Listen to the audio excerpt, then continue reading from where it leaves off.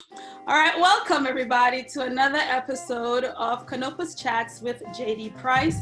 It is an honor to be doing this episode. I have had some wonderful people, and you know that because you've been watching, you've been subscribing, and I just want to say thank you. And also, press that like button and leave a comment. Today's episode is going to feature some of my former students from different time periods. And with the corona and pandemic affecting higher education and families making big decisions about where to go, these people are not decision makers per se about higher education, but they are former students. Some of them are current students who are pursuing their education, can have something to say to you as you launch into your career in academia as a student this fall. So I'd like everyone to welcome my guests by giving them a round of applause. Yay! Yay! All right, so what I'm going to do is I am going to have each person introduce him or herself to us by saying their name and what year they were in my class and what were their major. So we're going to start with, let's see. All right, Roselle, talk to us a little bit about who you are. Okay, hi everyone. I'm Roselle Stevens. I was in Speech 101, I think it was in 2005 or 2006, not sure of the timeline. At the time, my major was science, but I ended up changing my major to nursing. Okay. All right, well, thank you, Roselle, and welcome. Next, we have the gentleman over there. Tell us your name. Hi, everyone. My name is Romario. I took Professor Price's class in 2017. It was interpersonal communication, but then my major was communication studies. All right, welcome. And next we have up there that lady. Tell us your name. Gozde. Oh, hello everyone, and this is Gozde Houstonner. And I also took Speech 101. I believe it was 2009, and my major was engineering technology. And as of today, I'm still stick to it. Oh, wonderful! Welcome. And finally, we have. My name's Ivory Elizabeth. I took Professor Price 2019, and my major is media arts and technology, but I just took it because why not?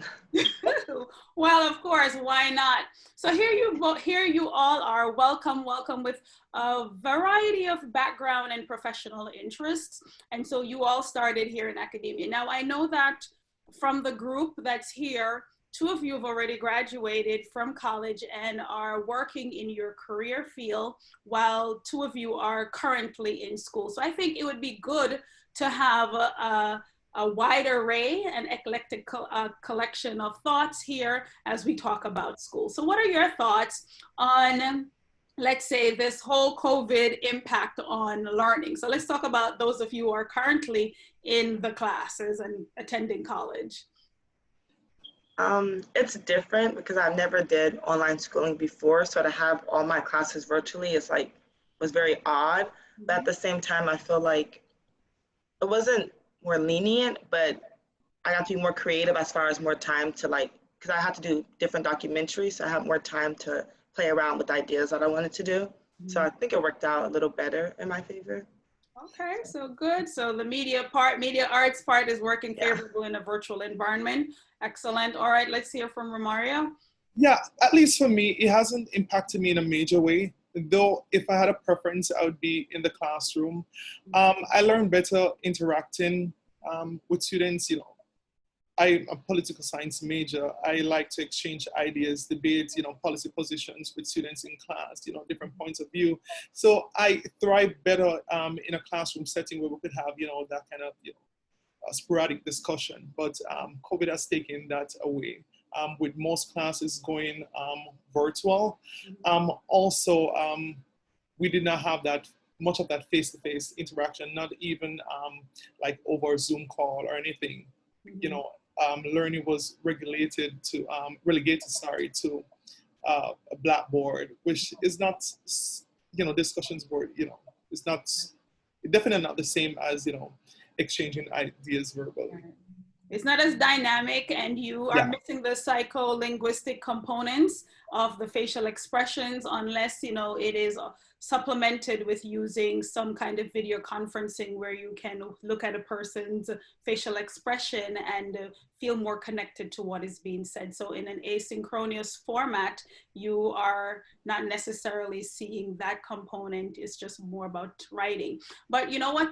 Sometimes the writing skills for students improve because they have to constantly write in the discussion board and post their answers and respond to other people. So maybe there are some hidden opportunities there, but we're hoping that, you know, we can resume in that format that most people like. Now, Gozde, I know that you have moved on and have graduated and you are working as a faculty member, correct? So let's talk a little bit about what it's like for you as a designer of online courses or have to make the transition. Sure. So I'm looking at a different perspective because I have to prepare the online course and I'm trying to understand how the students see this, the new teaching style. Mm-hmm. So as of now that we have conducted surveys and feedbacks, almost 87% of the students, they stated they want to in-person courses, but unfortunately, what we have to deal with, whatever available as of now, mm-hmm. we are permitted. Mm-hmm. So what I try to do is, in terms of the online courses, I'm trying to make them interactive as much as I can make sure they participate. Mm-hmm. Because some students see as online courses as more passive, meaning I don't want them to not learn the material. So what I'm trying to do is with the online, I wanted to choose to remote teaching. It's a little bit different than online. So I can have meetings as in terms of Zoom meetings or Google Meet or Adobe for different softwares, mm-hmm. still meet. And then I use like a whiteboard, and it's a little difficult in engineering because it's not much of a writing and reading, but mm-hmm. it's all about the numbers, calculating the theory. So you can't really put the theory or the numbers in writing form so much in engineering. And plus we have labs.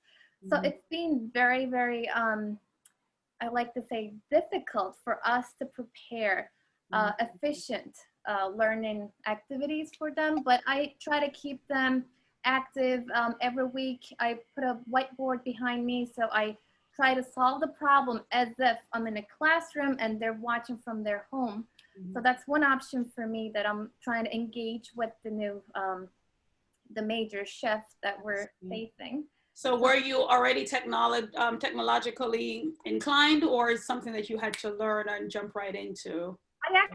I literally use the cans, the food cans, and put my phone in levels and showed what I'm writing. So I had to really create something. I said, look, that's what engineering for. So there you go. Yeah. So you had to be creative. Now, Roselle, I know that you are in your professional field at the moment. Talk to me a little bit about when you were at any of your schooling, did you take online classes or were they always in the face-to-face classes? And how do you work now in your field?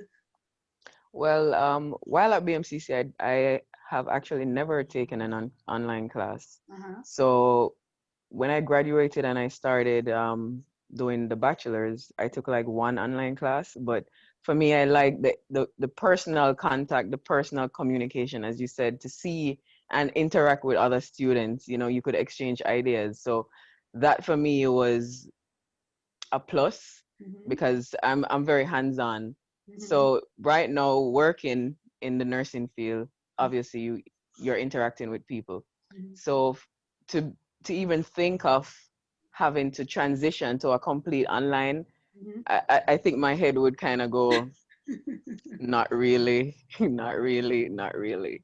Wow. But working in the field, it's really a good experience. It's really, because that was always my passion. I first started as a science major, so I always knew that I wanted to be in the health field, but then I chose nursing at the latter part mm-hmm. of everything because I was like, you know what, the doctorate is going to take forever.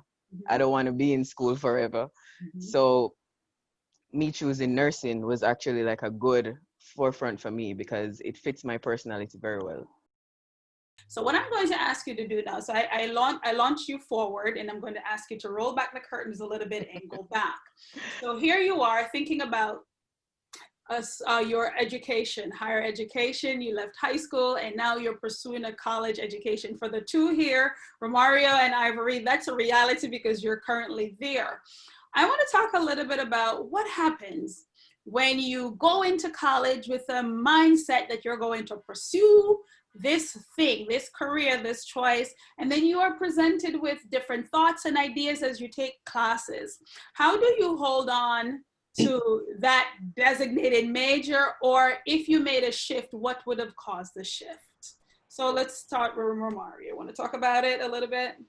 Yeah, definitely. So I have a very interesting story. I started BMCC as a business administration major on the advice of my mom. My first semester I was a business admin, but then midway the semester, something struck me. This was not what I want to do for the rest of my life. Business is great, but I really don't want to be punching numbers and stuff like that for the rest of my life. So I went to an advisor one day. I'm like, I need to change my major.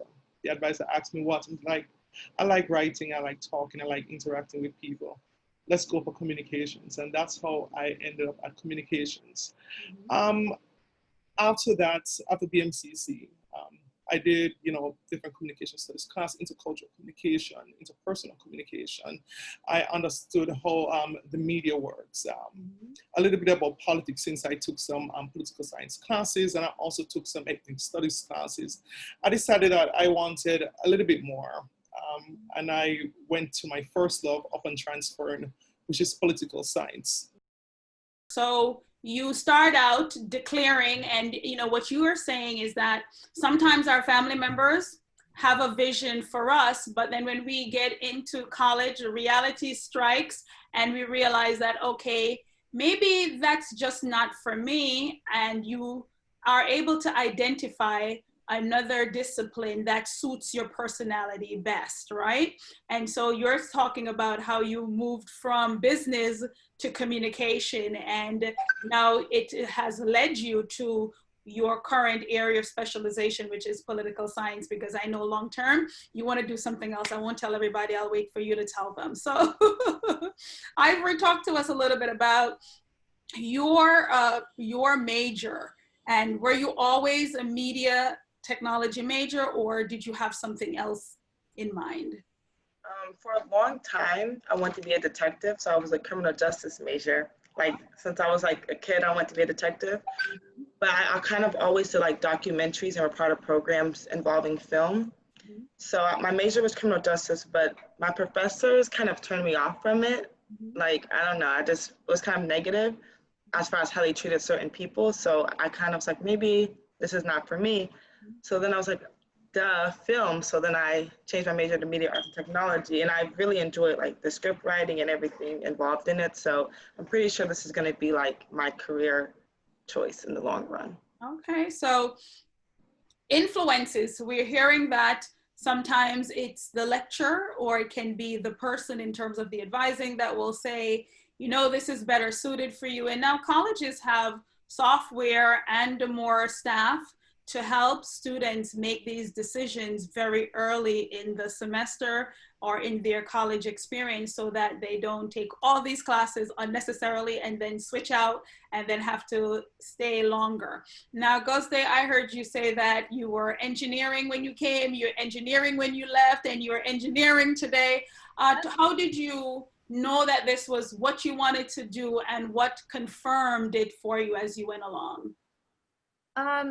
So I did want to, so I was in between studying science of engineering at first when I started at BMCC, but I had taken engineering courses and other variety of, I took some computer science, some programming courses, and what happened was slowly I figured out what did I have talent for, or I'm skilled for. So I realized programming language was not for me. I remember I took some C++ and other courses, and I more leaned towards engineering, more design courses. And as I'm doing well or becoming successful, I realized, okay, this is where I have my talents, and then I like doing this, and I'm successful at doing this. So that's how I really choose my major, and I stick to it. And then I think it comes together. If you have to like it and you have to be good at it. So when both combines it, I think that's like the perfect fit. So I just keep doing it, basically. So again, you know, something speaks to you. You made some shifting. You didn't go too far. You stayed in the area, but you carved out the part that suited you best and what you enjoy doing. And I think that's important. And as I was listening to Roselle talk earlier, she was saying that, you know, she started out as science, broader, but then she also did not want to stay in school for all that time that is required to pursue a medical degree, and so nursing. For Roselle, talk to me a little bit about being in a culture that, you know, values certain types of education and degree. How was it? Was it an easy choice for you to pick nursing, or was it difficult? Well, to be honest, as I said, I started out as science, but then life happened, which happens to most people. So I got pregnant. So for me, the decision was, okay, what am I gonna do in the science field that I would actually be comfortable living with for the rest of my life or for a very long period. So I had to sit down and do some brainstorming. Okay, for now, at least I'll take the doctorate off the table. What else can I do? So I thought of, okay, nutritionist, because my mom actually is a chef. My sister is a chef. So cooking is in the family line. And I always like experimenting with herbs, you know, how it heals the body. And I love making people laugh and smile and making them feel better. So I was like, okay, nursing would make sense. So that's how that transition came. And I even remember going for advisement. And the gentleman said to me, what if you don't get into the nursing program? What are you should consider taking other classes. And I'm like, I'm going to get in. I'm going to get in. And it was even right now, when I think about that whole meeting, I was like, you know, these are the things that sometimes deter people, because here you are having the confidence, like, okay, I'm going to do this. But yes, somewhat reality there, you know, the advisors are looking at, okay, the reality of the situation. Okay, what if? But for me, there was no what if. So it was a clear choice. Okay, I'm going to do nursing and I'm going to stick to it.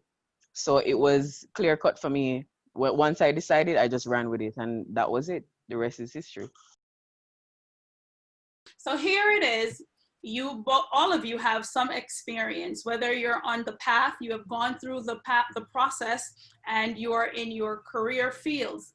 We have a group of people who are the seniors of 2020, and they're now making their transition into higher education. For some, it might be in a virtual format.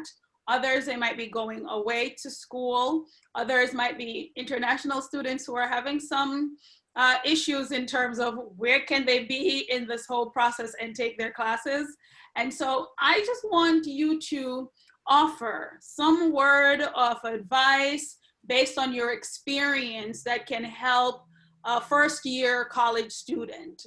So you've been there. Either you came from a different state, a different country, or, you know, switched your major. What kind of information can you relate to them that will help them to get through their first year? So who wants to go first? All right, I'll jump in. I would say the most important thing is to know yourself and to know what you want to do. Even if it's not clear cut, like, okay, I want to be, let's say, an engineer, or I want to be a nurse, but you have some idea as to if you want to go in communications or science. You know, if you have that baseline, then you're basically at the first step. And then once you get there and you're in the classes, then you can kind of brainstorm, okay, do I feel confident in it? Do I feel comfortable with it? And also give yourself a break, because you might end up changing majors. But at the same time, you know, just look at it as, this is what I'm going to be doing for a long time or for the rest of my life. So do you see yourself in the field? When you graduate, do you see yourself working in that field? Am I happy? So sometimes you just have to sit back and give yourself time to really try to figure out what's my next move, and just run with it and be confident in whatever you're doing. Be bold. Okay, be That's my confident, advice. be bold, brainstorm, and just give yourself a break. I like that. All right, thank you. That's advice from Roselle, practicing nurse. I'll definitely go next. I would say enter college with a goal in mind. Mm-hmm. You may not follow through with it in the end, but set some goals for yourself.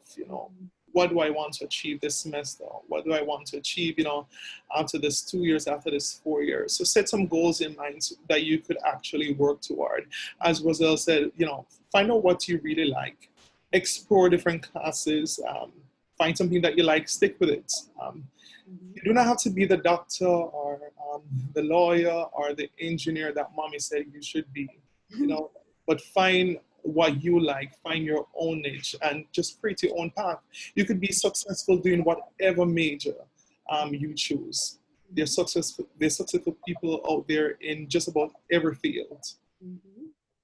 Nice. So again, sometimes the pressure can be strong, and when we come from a collectivist home where the group makes the decision, you decide, mommy, daddy, whomever, the whole family says this is, we're a generation of this, and then you also have to follow suit.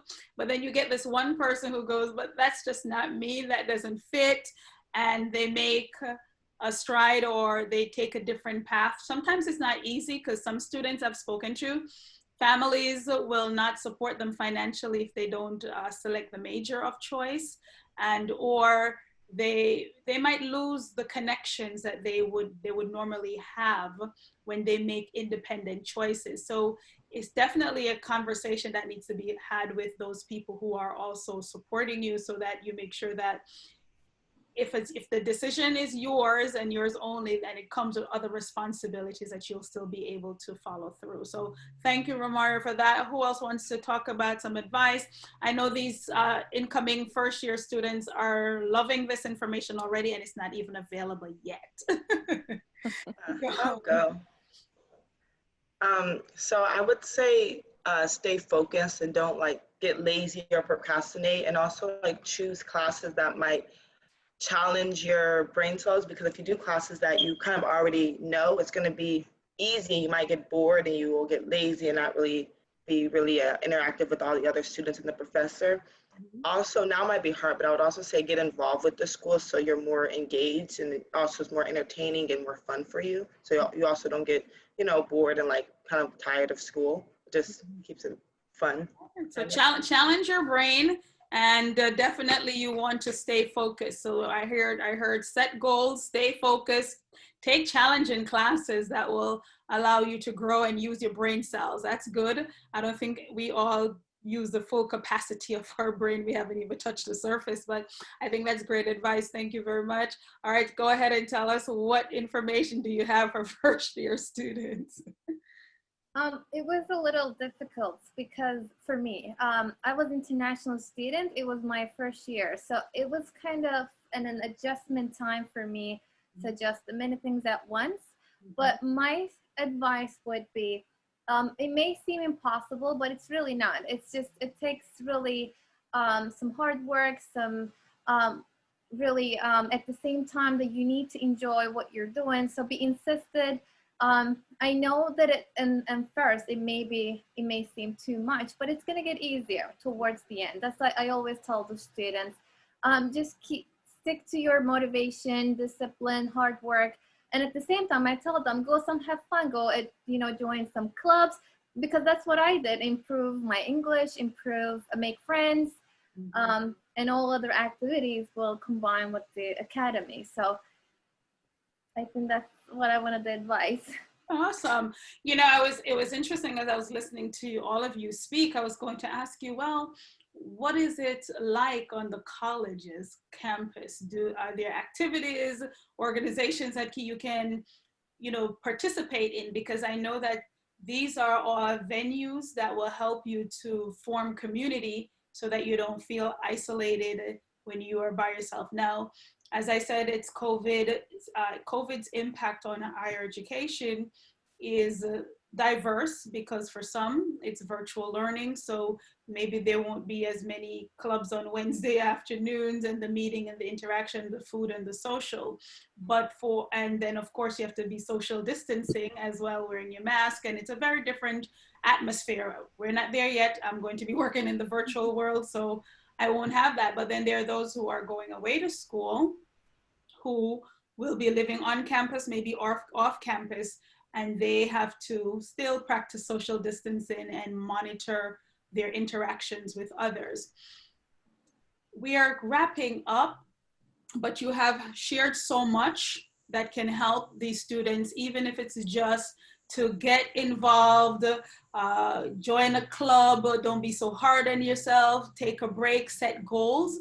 As we conclude, if you were to think of maybe a quote, a song, or something that encouraged you along the way, your journey, would you be able to share an encouraging word to somebody? So sometimes throughout the college experience, you can get a little overwhelmed. You can get, lonely, miss home, or you go through different emotions. What helped you to stay and kept you going? And can you pass this on to someone else to maybe be a source of encouragement to them? I know you weren't ready for this one, but just think about it. This is where you have to think on your feet. I guess I'll go. So what encourages me, like, obviously my mom is like really into education with her, like she has multiple degrees, so she would like keep me like focused and on track, but also like we listen to sermons, and those also keep me like encouraged to like want to do more with myself and be better, because I'm a Christian, so that kind of helped me, but I don't know. And also like positive music. So that's what helped me. All right, so you're going to put in positive thoughts, whether it's through a sermon, through music, but something that's going to help to uplift your spirit and make you want to do better. Thank you. Yeah, I'll go next. I'm a first generation college student. I'm one of the first in my family in my extended family to go to college. And I'm also the first male, period. Wow. In extended family. So it's far and wide. I'm the only male to have, set foot in a college. So for me, what anchored me was just that I am the first, and that I must, set an example for those who are coming behind me. I'm from Jamaica. I grew up in less than ideal circumstances. So I always try to have that at the forefront. I'm the first to get this opportunity.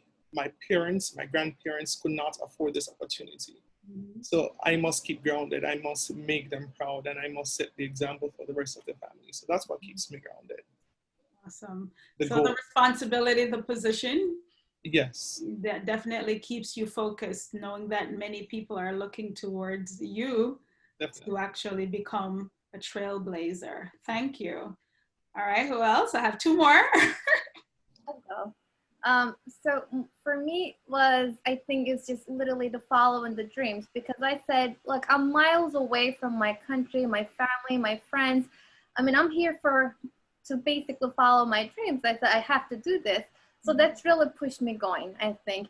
And it really, it does happen. So that's what I like to say. It does happen if you stick to it and follow it and work for it. I think it's going to happen. I think that's really what encouraged me, pushed me, that I actually believe that it's going to happen one day. So that's, I think. Follow your dreams. Yeah. And you got to stick to it and work for it, and it happens. And it happens. Thank you. So we have a responsibility here. We have a responsibility. It doesn't just fall into our laps. We have to do something. It requires a response, and we need to act. And so just tenaciously push through so that you can actualize it, and it will come to fruition. Thank you. And our final guest is going to say. For me, it was keeping a balance and finding my tribe, so to speak, my community. So for me, that was church members, my family. And, I experienced my first failure when I was in BMCC. So for me, that was like, oh my God, I failed something. So they were the people who were like, you got this, you'll be okay. They gave me encouraging words. They would pray for me. you have to have people, like-minded people around you, or even people who are even at a different level in their life, so they could inject positivity into you even when you are at your lowest. So sometimes it's going to work back around where you have to be injecting that positivity to someone. So it's all about remaining balanced. You can't be all up in your books all the time. You have to take your breath out and breathe sometimes. For some, you know, you have to, you like to dance, turn the music on in your house. Like right now it's virtual and everybody's social distances. So you listen to music, whatever is your thing, you have to keep connected to that. Just think of yourself like an octopus with many hands. You have to keep it in different parts while still remaining true to yourself and true to your agenda and what you're about and what you're trying to accomplish. So I would say definitely finding your tribe and pushing through with your tribe. Nice, nice. This was exceptionally great. Thank you all for taking the time out to make a deposit into the first year students' life and just having this conversation with me. Firstly, I am elated to see all of you. And yes, I see you on social media or I speak to you in different situations, but just to have a group of you representing different time period coming back to sow a seed, paying it forward to a next group of students makes my heart happy. I want to congratulate the two graduates who have now advanced into their career. And I also want to encourage the other two who are pursuing their education. I know that Romario, you are what, third year now? You're entering your third year, or you're? Actually, I'm entering my final year. Look at that. So see, Final semester, actually. so final semester. So I'm going to receive a graduation notification either via email or IG. I don't know. Ivory, I know, where are you now? Second year? Well, third? I'll be going when I transfer third, yeah. Third year. So you're close to the end. And I'm hoping that just by having this conversation, even something that your peer has said will help to inspire you. And Gozde, I wish you great success where you are, the school that you're in, and that you will continue to inspire other students to do their best work in your discipline. As I conclude, I'm going to say thank you everyone for watching Canopus Chats. These are my former students, and it was great to hear their advice. Remember, when you watch, you gotta press that button, subscribe, and then you have to comment. Everybody, thank you, and see you next time. Thank you. Thank you.